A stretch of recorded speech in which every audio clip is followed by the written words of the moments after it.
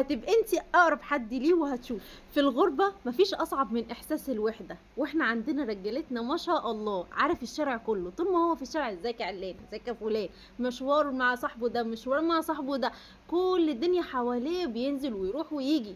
يروح هناك خلاص كل ده اتقطع، كل الناس اللي حواليه اختفوا، مفيش غير كام واحد بس ممكن يسألوا عليه، وطبعا اهله وانتي. فطبيعي الوقت ده نفسيته بتبقى متدمرة وبيبقى عايز حد يدعمه نفسيا. فدور مين بقى؟ ها؟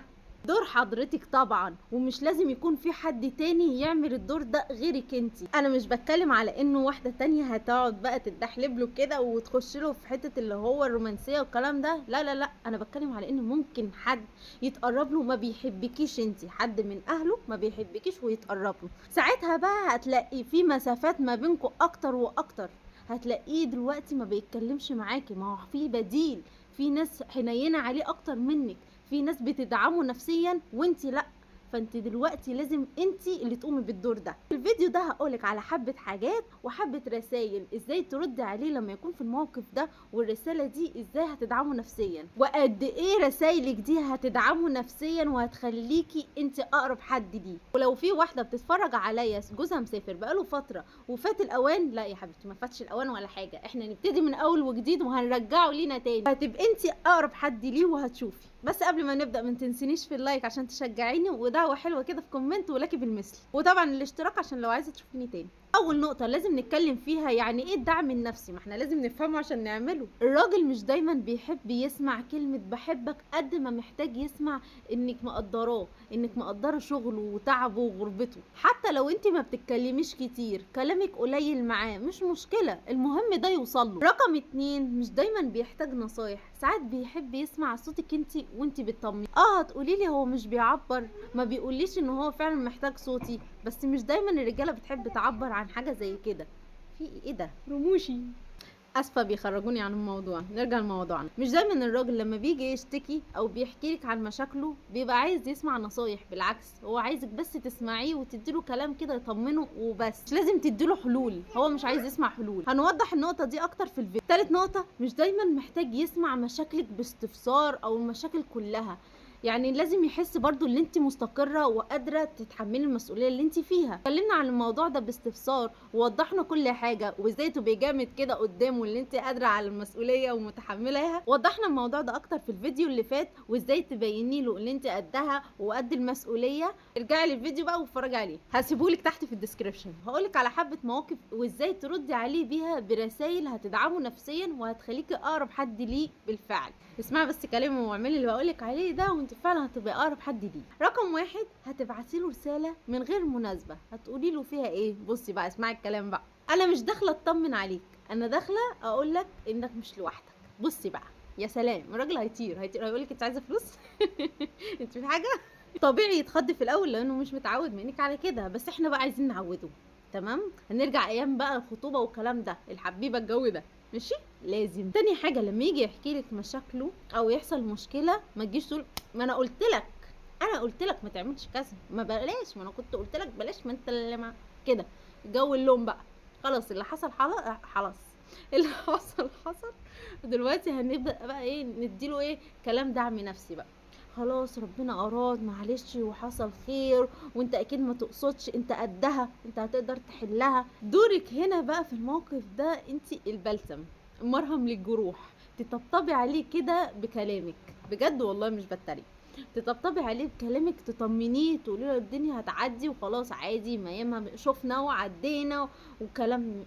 الكلام ده برضه لازم اقول الكلام ده، دي لازمه عندي ولا ايه يا جماعه؟ تالت حاجه او تالت موقف، لما تلاقيه اللي هو ايه، مطفي كده الراجل ده، يعني زعلان متضايق ما بيتكلمش كتير، يعني اللي هو فيه مالك يعني بتتكلم معانا كده زي ما كنت بتتكلم، تلاقيه كده ايه واخد جنب.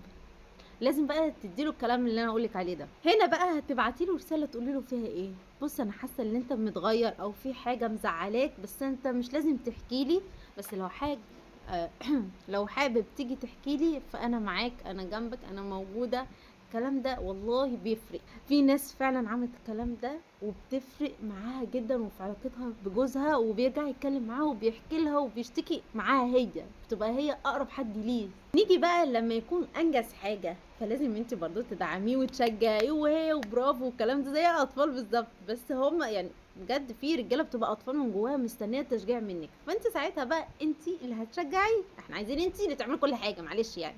فساعتها هتحسسيه انك مقدره مجهوده وتقولي له ربنا هيكرمك، ربنا مش هيضيع تعبك، الكلام الحلو قوي ده.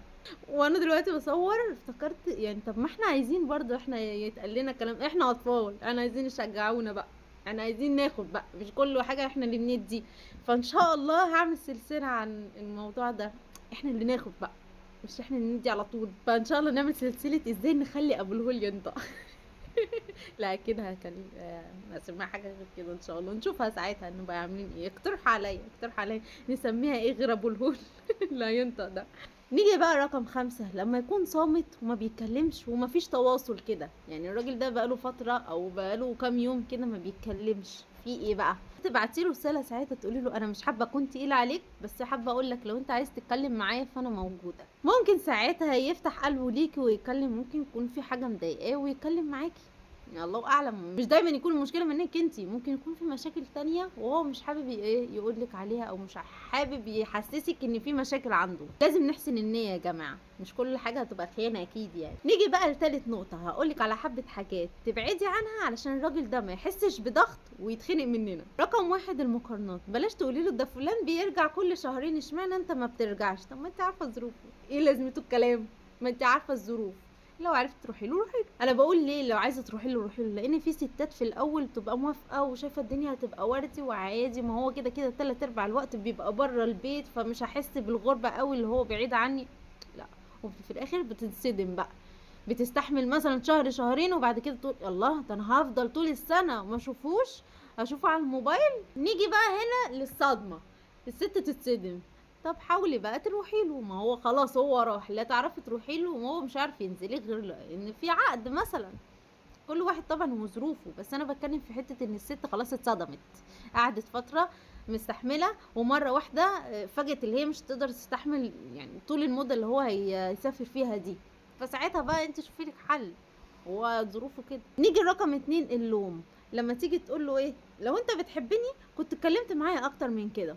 طب ما هو انت عارفه ظروفه، لو هو بقى مش بيتكلم معاكي كتير وانت عارفه اللي هو عنده وقت، نجيبها بالحيله، بالحيله نخليه هو يكلمنا. بس ابعدي عن اللوم، اللوم بيخنق الرجاله وبيخليها تهرب. رقم 3 بقى، لما تيجي تتكلمي معاه تنقي الوقت الصح، يعني لما يكون مثلا لسه طالع من الشغل او لسه داخل البيت، ما تبلاش بقى تتكلمي معاه في مشاكل، لا استني لما يهدى وياكل والكلام ده، بعد كده يا دي الكلام ده انا تعبت، بعد كده وبتكلمي معاه. رقم 4 وهي كثرة الشكوى، اللي هي الستات الشكاية، انتوا فاهمين؟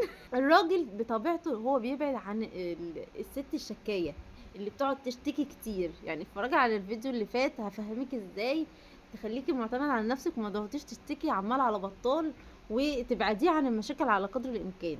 بس طبعا انت هتشاركيه مشاكلكم بس لما يكون في حاجه فعلا تحتاجي اللي انت تتكلمي فيها، بس عاده خلي الكلام ما بينكم ما فيهوش ايه شكاوي او الكلام ده. وبس كده، ده نهايه الفيديو. لو فعلا عجبكم اكتبوا لي كومنت حلو كده اعرف اللي هو عجبكم، وطبعا اللايك واشتراك لو انت مش مشتركه. بس كده، سلام.